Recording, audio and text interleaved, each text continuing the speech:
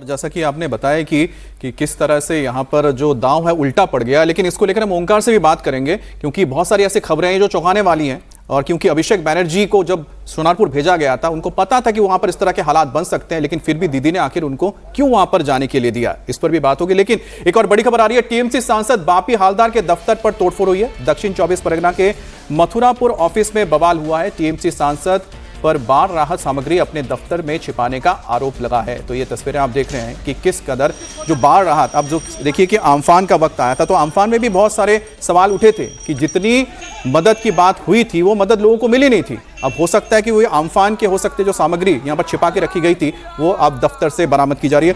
ओंकार, दो चीजें हैं, एक तो है कि जिस तरह से यहाँ पर पब्लिक का गुस्सा साफ दिख रहा है, तो यहाँ पर एक सांसद के दफ्तर में जाके हंगामा हो रहा है। दूसरी चीज है क्योंकि अभिषेक बनर्जी को लेकर हम बात कर रहे हैं, अभिषेक बनर्जी को लेकर तो ये पहले से तय था और ममता बनर्जी को भी पता था कि सोनारपुर में इस तरह के हालात बन गए हैं कि उनको नहीं जाना चाहिए, क्योंकि जिस वार्ड में वो गए थे, 9 नंबर वार्ड है, इस इलाके में पहले से ही जो नेता थे वो चले गए थे। वो उन्होंने पहले मना कर दिया था कि मत आए, यहां पर इस तरह के हालात बन सकते हैं। फिर भी दीदी ने क्यों भेजा अभिषेक बनर्जी को? देखिए, कहीं ना कहीं तृणमूल कांग्रेस का ये एक स्ट्रेटेजी हो सकता है, क्योंकि जो जैसे कि देखा जा रहा है, तृणमूल कांग्रेस के जितने भी मंत्री थे वो जब भी घर से निकल रहे हैं उनको लगातार चोर चोर स्लोगन दिया जा रहा है, उनके ऊपर हमले किया जा रहा है। तो इस वजह से कहीं ना कहीं ये सभी जो समर्थक है, जब सभी जो पूर्व मंत्री रह चुके हैं, सभी इनएक्टिव हो गए थे।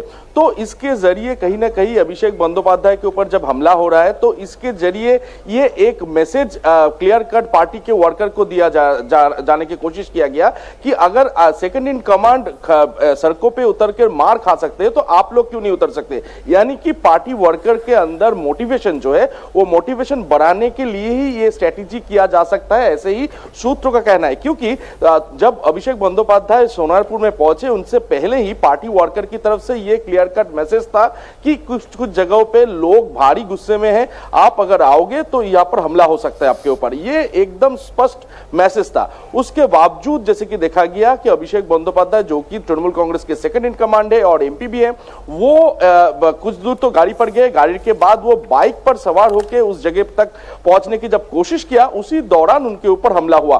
तो कहीं ना कहीं पार्टी के ये स्ट्रेटेजी हो सकता है कि जब सेकंड इन कमांड को सड़कों के ऊपर उनके ऊपर हमला हो रहा है तो आप स्ट्रैटेजी तो हो सकती है, लेकिन ये स्ट्रैटेजी ऐसा ना हो कि ममता बनर्जी को ही डैमेज करे, उनकी पार्टी को ही डैमेज करे। फिलहाल हालात तो ऐसे ही बन रहे हैं, अपने साथ नहीं दे रहे हैं और जनता का गुस्सा ऐसा है कि आप जनता के बीच में निकल नहीं पा रहे हैं।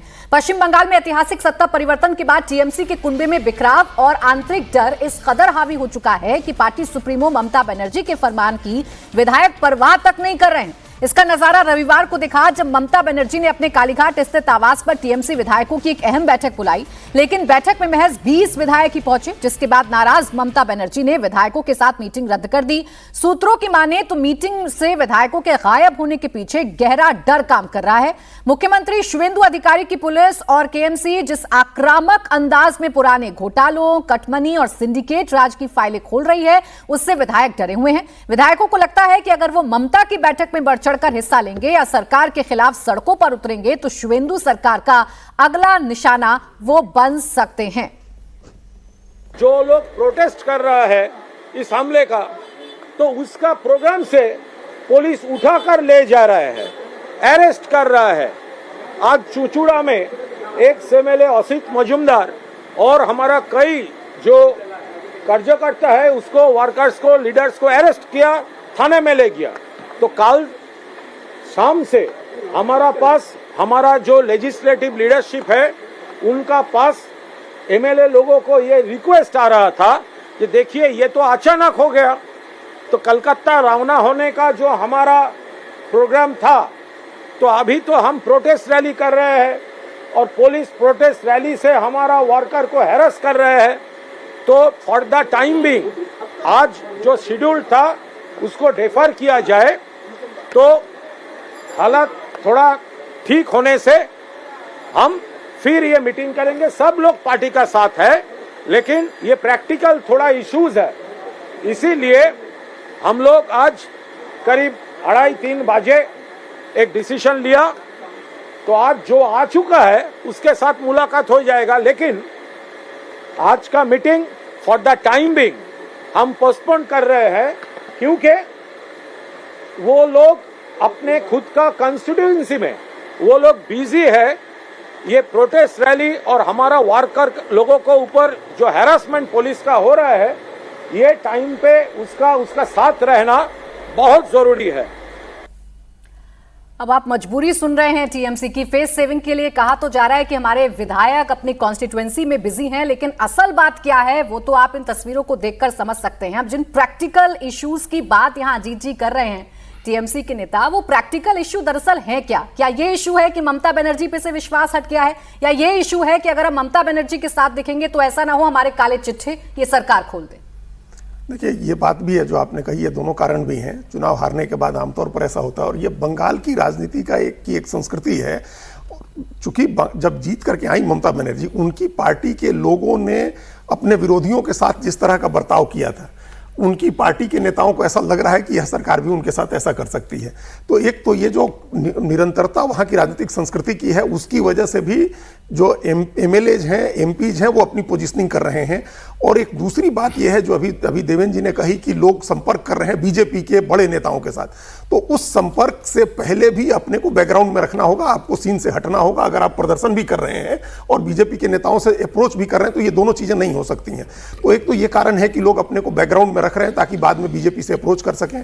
एक कारण यह है कि जो पॉलिटिकल कल्चर है, उस कल्चर में टारगेट किए जाने का खतरा हमेशा रहता है, तो उसकी वजह से भी लोग अपने को बैकग्राउंड में रख रहे हैं। तीसरा कारण यह है कि उनको लग रहा है कि अब उनको डिफेंड करने वाला कोई नहीं है, कोई ऐसा जो पॉलिटिकल हेयर जिसको अपना बनाया ममता बनर्जी ने, जिसकी बात अभी ओंकार सरकार कह रहे थे अभिषेक बंदोपाध्याय का, उनमें वो दम नहीं दिख रहा है पार्टी के नेताओं को कि उनके साथ जाकर के लोग खड़े हों। ममता बनर्जी की अब उम्र भी हो गई है और ऐसा लग नहीं रहा है कि आगे वो पार्टी को रिवाइव कर सकती हैं। तो एक तो पॉलिटिकल राजनीतिक चिंता है, कच्चा चिट्ठा खुलने की चिंता है, राजनीतिक संस्कृति में हमले का जो और गिरफ्तारी का जो डर होता है उसकी चिंता है, बीजेपी के साथ आगे जाने के लिए अपनी जमीन बनानी है, उसके लिए अपने तैयारी करनी है, उसका बैकग्राउंड तैयार करना है, वो मामला है। और उसके बाद सबसे बड़ी बात यह है बंगाल की राजनीति में, हमको अभी यह समझ में नहीं आ रहा है कि 41.5% लोगों ने वोट दिया है ममता बनर्जी की पार्टी को, तो कहां है वो लोग?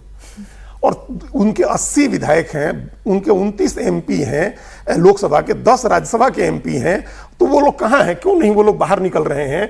हम कभी कल्पना नहीं कर सकते। हम लोगों ने पूरे देश की राजनीतिक संस्कृति देखी है, चुनाव हार करके बिल्कुल जमीन पर आते देखा है नेताओं को। जिस समय 22 विधायक जीते थे 2010 में लालू यादव की पार्टी के, तब भी किसी की हिम्मत नहीं हो सकती थी कि लालू यादव बाहर निकल रहे हैं तो उनके ऊपर कोई हमला कर दे। 47 विधायक थे अखिलेश यादव के, कभी सुना आपने कि अखिलेश यादव कहीं निकल रहे हैं और लोग उनके खिलाफ चोरी के नारे लगा रहे हैं और लोग उनके ऊपर हमला कर रहे हैं? तेजस्वी यादव के 25 एमएलए हैं, अभी आज की तारीख में बहुत ही कमजोर स्थिति में पार्टी है, लेकिन कोई हमला थोड़ा कर रहा है उनके ऊपर। ये बंगाल में अजय जी आप ही खुद ही जवाब दे रहे हैं ना, ये बंगाल है। देखिए बंगाल की राजनीति मुझे लगता है कि डर है, ऐसा भी ऐसे कैसे राजनीति करेंगे लोग कि पुलिस से अरेस्ट होने का डर है या लाठी चलने का डर है, इस डर से आपका नेता पिटता रहेगा और आप बाहर नहीं निकलिएगा। ये कौन सी संस्कृति है राजनीति की? तब यही तो समझना है कि ना, तभी तो बंगाल देखिए ना, पिछले 15 साल में जो तस्वीर बंगाल से आई थी वो बिहार तक में नहीं दिखती थी, लेकिन बंगाल में देखने को मिलती थी। इतनी रक्त रंजित जो पॉलिटिक्स है शायद ही किसी ने देखी होगी। शायद यही वजह है कि इस वक्त भी आप देख रहे हैं तस्वीर।